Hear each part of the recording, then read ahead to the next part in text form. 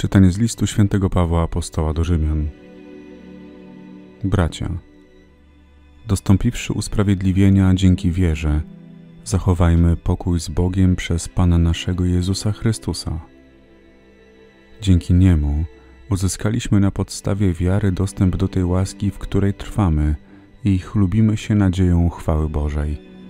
Ale nie tylko tym, lecz chlubimy się także z ucisków, wiedząc, że ucisk wyrabia wytrwałość, a wytrwałość wypróbowaną cnotę, wypróbowana zaś cnota nadzieję. A nadzieja zawieść nie może, ponieważ miłość Boża rozlana jest w sercach naszych przez Ducha Świętego, który został nam dany.